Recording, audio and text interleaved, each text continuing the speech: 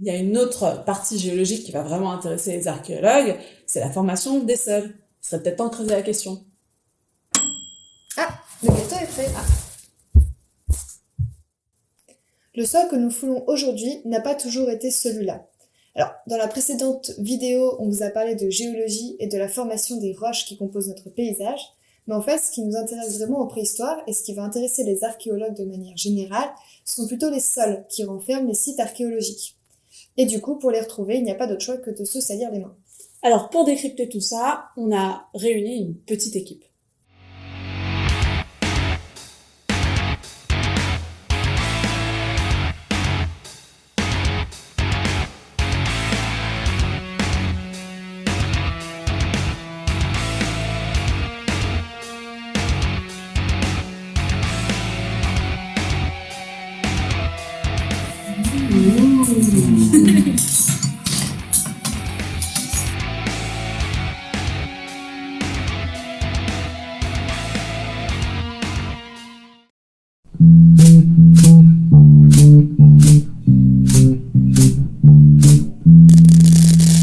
La surface des continents est recouverte par un socle géologique. Mais nous, on marche sur un sol qui le recouvre. Enfin, pour être précise, des sols. Mais du coup, Alban, c'est quoi un sol ? Commençons par le commencement. Toutes les roches qui se sont formées pendant les temps géologiques vont s'éroder sous l'effet du soleil, du vent, de la pluie. Cela va former des particules. Et ces particules vont se disperser dans l'air ou dans l'eau, mais elles finiront toujours par se déposer quelque part. Et c'est sur ces matières minérales que va s'implanter une vie très active, qu'elle soit végétale ou animale. Et en se décomposant, ces éléments vont créer une couche d'humus qui va se mêler aux matières minérales pour créer les sols. Là, tu es en train de manger de l'humus. De l'humus. Voilà. C'est pas mal ça, l'humus. Allez, mange pas tout. C'est bon l'humus. Et c'est un phénomène cyclique, c'est-à-dire que le sol que nous foulons actuellement est en fait en train d'être recouvert par un nouveau sol qui va finir par le remplacer. Quand je disais on marche sur des sols, en fait on marche sur des sols qui ont été recouverts et qui continuent à se recouvrir. Et du coup, si on marche sur un sol actif aujourd'hui, ça veut dire que les anciens sols l'ont été aussi un jour. Et donc ils ont été foulés par des gens du passé. Et ces gens du passé ont laissé derrière eux des objets du quotidien qui, en s'enfouissant dans le sol, eh bien, vont devenir des objets archéologiques. C'est cet élément-là qui est au cœur de l'archéologie.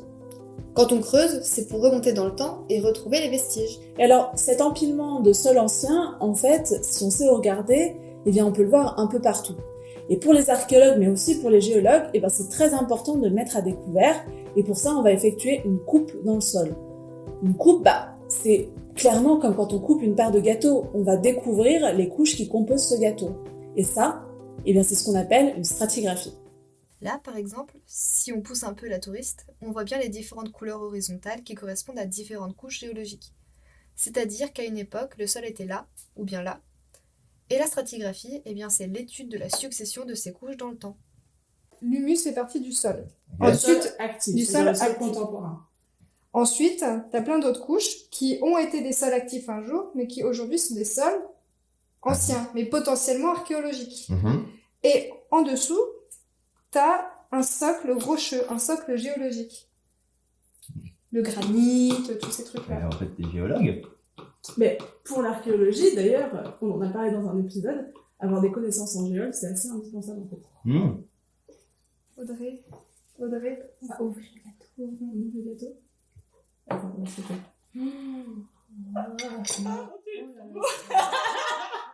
Ah putain. Génial. La coupe, c'est ça en fait, c'est cette tranche où on observe les différentes couches. Ouais, des strates là. Voilà, les différentes strates qui correspondent aux différents sols. Du coup, comme les différentes couches stratigraphiques se forment successivement dans le temps, les objets qu'elles renferment vont être organisés et ordonnés. Donc, un objet ne peut pas se retrouver dans une couche supérieure ou inférieure à celle dans laquelle il était emprisonné à l'origine. En attendant, eh bien, c'est ce principe qui va pouvoir permettre aux archéologues d'effectuer des datations relatives. En fait, quand un objet est emprisonné dans une couche stratigraphique, et si on a un autre objet qui est emprisonné dans une couche supérieure, alors le premier objet est forcément plus ancien que l'objet qui est au-dessus et donc qui lui succède dans le temps. C'est une méthode de datation qui est très courante en archéologie et qui se base sur la position des objets relativement aux couches stratigraphiques. Par exemple, si on prend une pièce de monnaie romaine de l'an 12, on pourra dire que tout ce qui est au-dessus de cette pièce va être plus récent et tout ce qui est en dessous sera plus ancien. C'est l'objet archéologique qui va nous permettre de donner une date, mais par contre on n'en aura qu'une.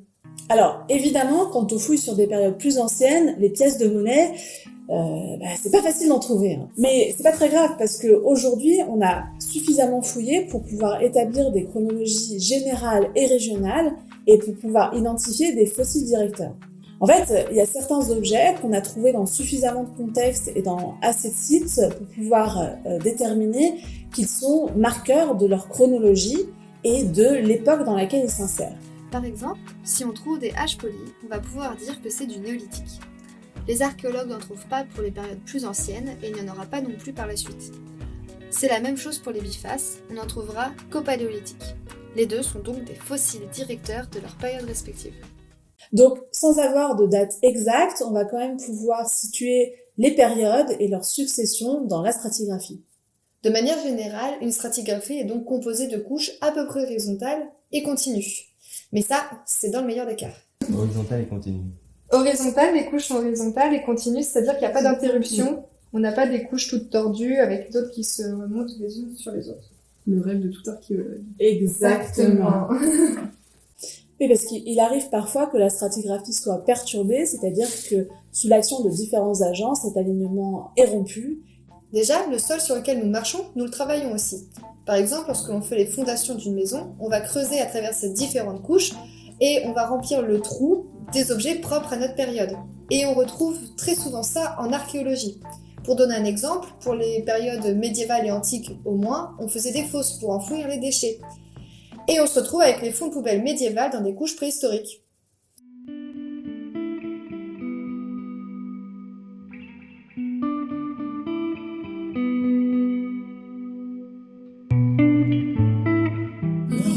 Il m'a dit qu'en fait l'archéologie c'est on fouille les poubelles et on viole les tu sais quoi il me dit On viole les sépultures. Les sépultures, ouais. C'est que de la bonne humeur. C'est pour ça qu'on voit beaucoup. Parce que au-delà des phénomènes anthropiques, c'est-à-dire d'origine humaine, eh bien, on a plein d'autres choses. Notamment, tout ce qui est de l'action des petits animaux. Par exemple, quand une taupe creuse un trou, elle agit forcément sur la stratigraphie, et bref, elle fout le bordel. Les phénomènes naturels ne se gênent pas non plus pour y mettre leur petit grain de sel. On peut prendre quelques exemples. Par exemple, après un tremblement de terre, une faille peut se créer, elle se remplira alors des sédiments qui composeront la couche du dessus.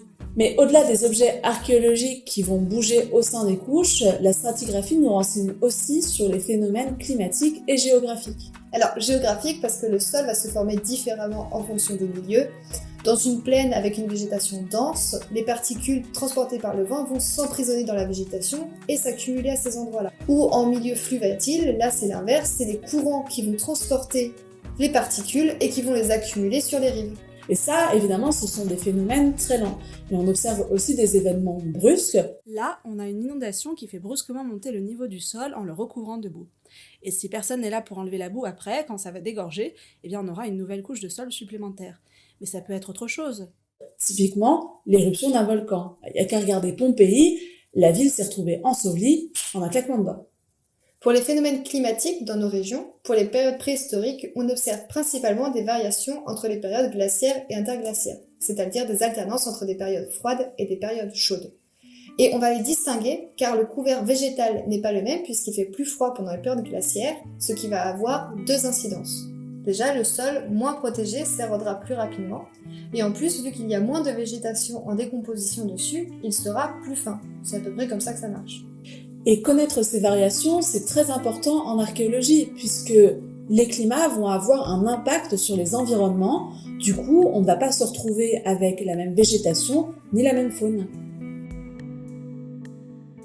Mais alors, du coup, attention, parce que c'est pas parce qu'on est sur des périodes longues qu'on va forcément avoir une couche épaisse. Ça dépend de beaucoup de critères, géologiques, climatologiques. Donc ça veut dire que là, le petit truc là, la petite couche là, Ouais. elle peut avoir duré très très longtemps par rapport à celle-là qui a Exact. très court. Ah, Carrément. Ça dépend des dépôts et Ouais. du climat. Regarde, on va rafraîchir un peu. Enfin bref, tout ça fait que les humains ne vivaient pas tout à fait au même endroit, ni tout à fait de la même façon. Et tous ces éléments vont participer à la formation et à la transformation des sols. Ce qui fait qu'ils ne sont pas du tout uniformes. On voit qu'il y a des variations tout le temps, à toutes les échelles et à toutes les vitesses. Bref, l'archéologie, c'est pas du gâteau.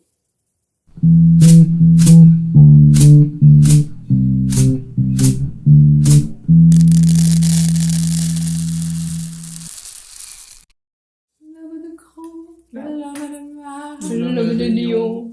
L'homme de Cro-Magnon. L'homme de Cro-Magnon, ce n'est pas du bidon. L'homme de Cro-Magnon. Pompon.